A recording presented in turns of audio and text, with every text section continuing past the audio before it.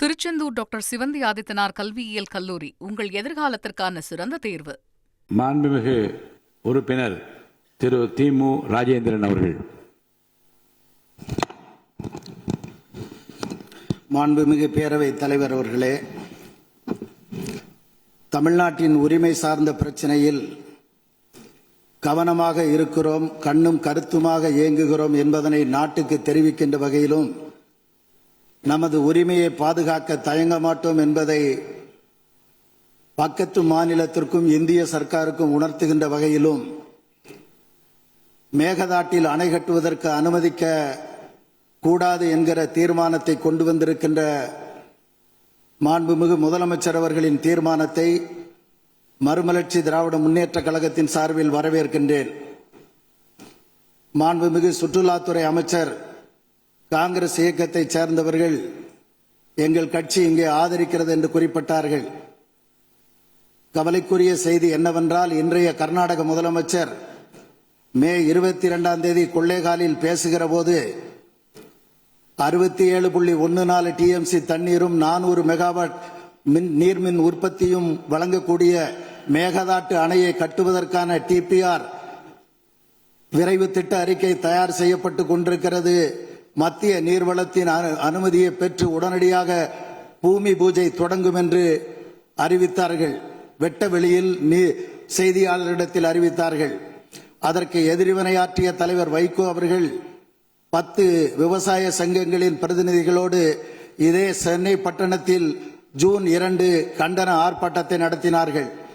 கவலைக்குரிய செய்தி என்னவென்றால், 40 ஆண்டுகளாக தமிழகத்தின் பெருமைக்குரிய ஆட்சியை தந்த திராவிட முன்னேற்ற கழகமும் அனைத்திந்திய அண்ணா திராவிட முன்னேற்ற கழகமும் எண்ணற்ற சட்ட போராட்டங்களை நடத்தி மக்களை அணிதிரட்டி காவிரி நதிநீரில் நமக்குரிய உரிமையை குறைந்தபட்சம் இவ்வளவு உண்டு என்று நிலைநாட்டி காட்டியிருக்கிறார்கள் என்பதை வரலாற்றில் எவரும் மறைக்க முடியாது. அது உண்மையானதும் கூட.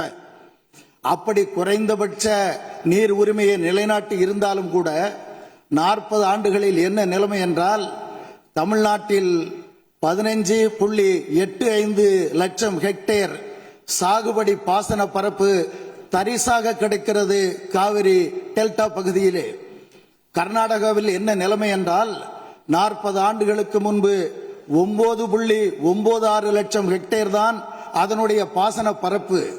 40 ஆண்டுகளுக்கு பிந்தைய இன்றைய நாளில் அதன் பாசன பரப்பு எவ்வளவு என்று கேட்டால் 38.25 லட்சம் ஹெக்டேர் ஆகும். அப்படி என்றால் காவிரி ஆற்றை எவ்வாறெல்லாம் கர்நாடக அரசு தனக்கு மட்டுமே சொந்தம் என கொண்டாடி வருகிறது என்பதனை தெரிந்து கொள்ள முடியும்.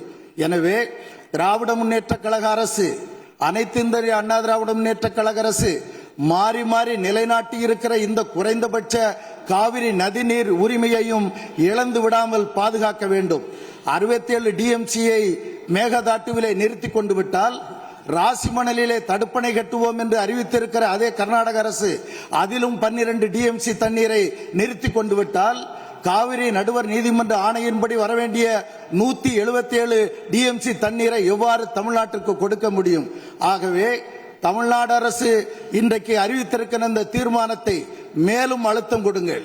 இந்திய ஒன்றிய அரசின் அனுமதி இல்லாமல் கர்நாடக அரசு அணை கட்ட அனுமதிக்க கூடாது என்று தீர்மானத்தில் இருக்கிறது.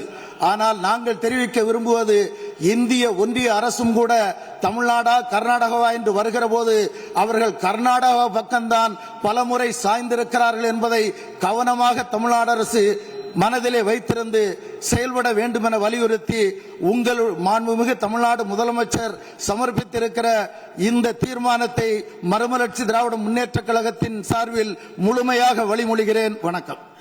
திருச்செந்தூர் டாக்டர் சிவந்தி ஆதித்தனார் கல்வியியல் கல்லூரி உங்கள் எதிர்காலத்திற்கான சிறந்த தேர்வு.